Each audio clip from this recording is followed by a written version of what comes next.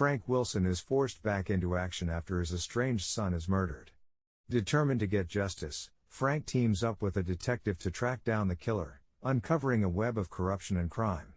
Along the way, he faces off against a powerful crime boss to make things right, no matter the cost.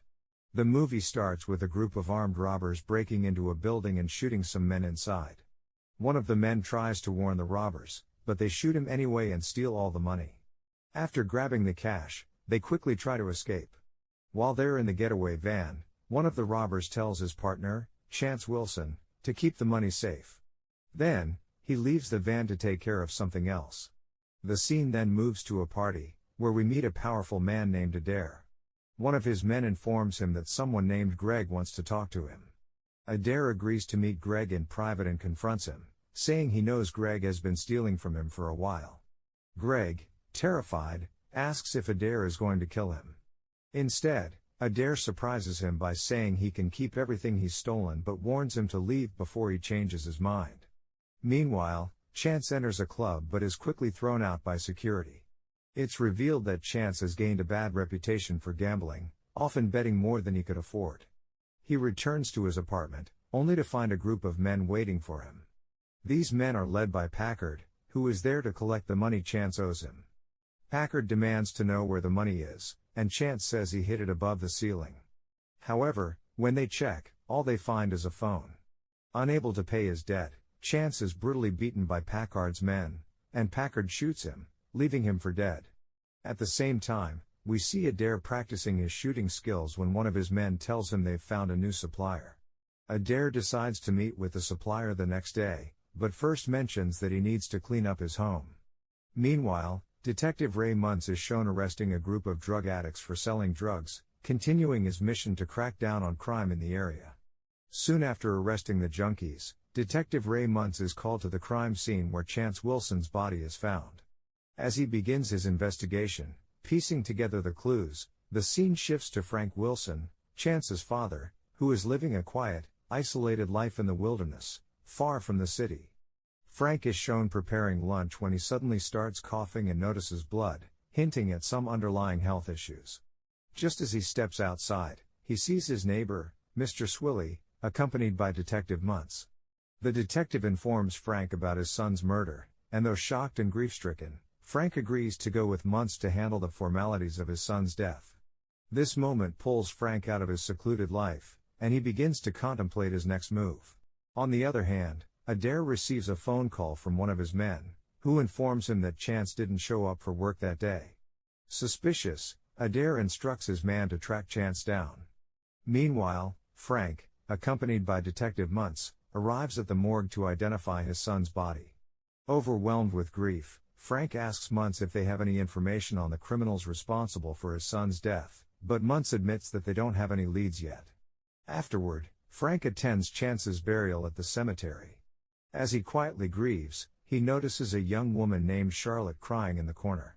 She introduces herself as Chance's friend and explains that she works at the casino where Chance used to play poker. Frank, still distant and struggling with the reality of his son's death, reveals to her that he hadn't spoken to his son for years. With that, he leaves, his guilt and sorrow weighing heavily on him. Meanwhile, Adair learns that Chance was murdered the previous night. Enraged, he orders his men to search everywhere and find the people responsible.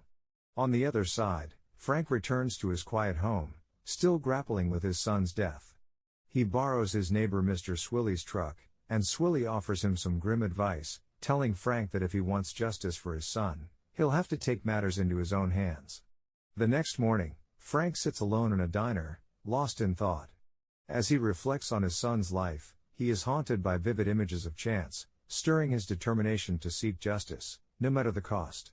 While Frank is in the diner, he is visited by Ashley Millett, a former colleague from the district attorney's office. Ashley offers her support, ready to help Frank seek justice for his son.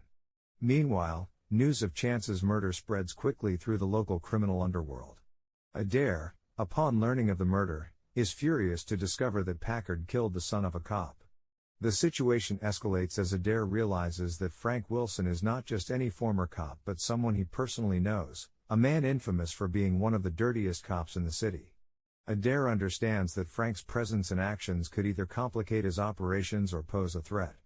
Faced with this new information, Adair decides that Frank's life must be either bought off or eliminated to prevent any further disruption to his criminal empire. Adair meets with their new supplier, Karina, and strikes a deal with her, solidifying a new business arrangement. Meanwhile, Frank, trying to adapt to city life, finds himself in a confrontation with some local junkies. He stands his ground and teaches them a harsh lesson, asserting his dominance. Determined to get involved in his son's world, Frank decides to move into Chance's old apartment and rent it. As he explores the apartment, he discovers family photos and memories of Chance. This triggers a flashback to when Chance left for the city, revealing his love for the vibrant city life over the quiet, rural life he shared with Frank. Despite Frank's attempts to persuade him to stay, Chance was determined to pursue his own path and left, leaving Frank with a mix of regret and nostalgia. That night, Frank has a disturbing nightmare where he sees Chance, which deeply unsettles him. Unable to shake the dream, he decides to search the apartment once more. While inspecting the ceiling, he finds the phone that Chance had hidden. Driven by a mix of anger and desperation, Frank dials Packard's number from the phone. When Packard answers, he is caught off guard by the call. Frank introduces himself as Chance's father, causing Packard to become visibly unsettled. Before Packard can respond, he abruptly hangs up, clearly rattled by the unexpected contact. Frank decides to visit the casino, hoping to find more information about his son. There, he encounters Charlotte, who tells him that Chance was deeply involved in illegal activities and that everyone at the casino was aware of it. However, she doesn't provide any additional details and quickly leaves, saying she has work to finish. Frank is left with more questions than answers, and his search for the truth continues.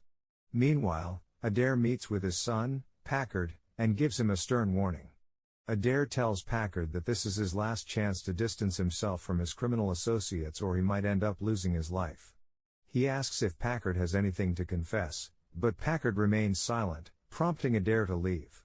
Soon after, Packard is hosting a party when Frank shows up at the venue. He presents his badge to the security guard, who escorts him to Packard. Frank asks Packard to step outside for a private conversation. Once outside, Frank directly questions Packard about whether he was involved in his son's murder. Packard denies any involvement but threatens Frank, warning him to leave town before he gets hurt and brandishing his gun. Frank quickly reacts, grabbing Packard's gun and striking him in the face. The confrontation escalates, adding more tension to Frank's quest for justice. After the altercation with Packard, Frank leaves with the gun and meets Detective Muntz. He hands over the weapon, requesting that Muntz run ballistics on it. However, Muntz advises Frank to stay away from the case and seems evasive about helping. Later, it's revealed that Muntz is corrupt and working as an informant for Adair's mob. He meets Packard, returning the gun after receiving a bribe. Muntz warns Packard about Frank, providing him with Frank's location for an additional payment. Following this, Muntz calls Adair to inform him that his son, Packard, has killed the son of a cop and that Adair needs to take action to protect his interests. Later, Frank encounters one of the junkies he had previously confronted. The junkie reveals that Charlotte took money from Chance to buy drugs. Driven by this information, Frank tracks down Charlotte and confronts her about the missing money. Charlotte admits that Chance had accumulated a bad reputation for gambling and was deeply in debt. She confesses that she used all of Chance's money to buy drugs, which were meant to be used to settle his debt with Packard. Charlotte explains that she wanted to leave the city with Chance but couldn't persuade him to go. Frank, enraged and blaming her for his son's death, holds her responsible for the consequences of Chance's downfall. He accuses her of playing a crucial role in his son's demise and tells her she will be accountable for her actions for the rest of her life. Meanwhile, Boss Adair and Packard have a serious falling out.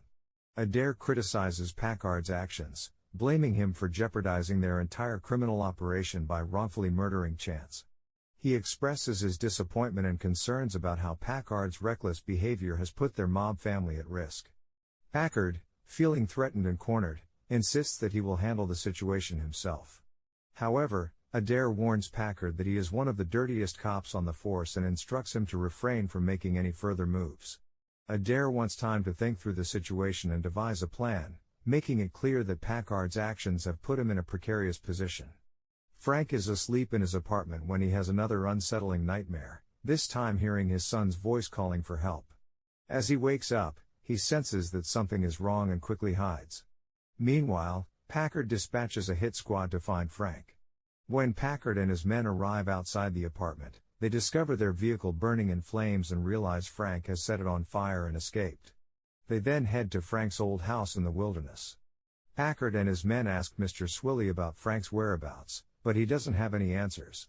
Upon reaching the house, they find it empty because Frank had anticipated their arrival and fled. Frank, armed with the gun, ambushes the hit squad and manages to take out most of them. However, he is wounded by one of Packard's men. Believing Frank to be dead, Packard and his crew leave him behind. After some time, Frank is recovering in a hospital from his injuries, with Ashley and Mr. Swilly by his side. Ashley tells Swilly that he should return home for work, leaving just her and Frank at the hospital. During this time, Detective Muntz visits the hospital and meets both Ashley and Swilly. He takes Ashley's phone number before heading off. After learning from Muntz that Frank is still alive, Packard decides to eliminate him once and for all. Meanwhile, Adair calls Packard and harshly reprimands him for tarnishing the family's reputation and business. Adair informs Packard that he is no longer considered his son and tells him to leave. In response, Packard conspires to take over the mob family with the help of his father's second-in-command. They arrange a secret meeting with the new supplier, but they are unaware that their meeting is being recorded by a CCTV camera. Adair soon discovers the conspiracy through the recording. Enraged by the betrayal, he takes swift action and executes his second-in-command as punishment for their treachery, further solidifying his grip on the mob family and sending a strong message about loyalty and consequences. Meanwhile, Muntz informs Packard about Frank's two closest friends. Packard decides to take action and heads to Mr. Swilly's house, where he shoots Swilly, eliminating one of Frank's key allies. When Frank and Ashley learn about Swilly's death, Frank becomes determined to end the conflict once and for all. He borrows Ashley's car and leaves the hospital, but Muntz, still working behind the scenes, attempts to have Frank killed by a group of corrupt cops. The ambush fails, and Frank manages to escape. Soon after, Frank confronts Muntz and, in a heated confrontation, fatally shoots him after Muntz admits to his corruption. With Muntz out of the way, Frank proceeds to Packard's headquarters. He takes Muntz's car so that Packard does not recognize him. When Packard comes out to meet him, he finds it quite weird at first that Muntz is still inside his car. When he comes closer, he finds Muntz's police badge with blood on it and realizes he has been killed. Suddenly, Frank appears and hits him, making Packard fall to the ground. There, he confronts Packard and kills him, but not before sustaining injuries from one of Packard's men.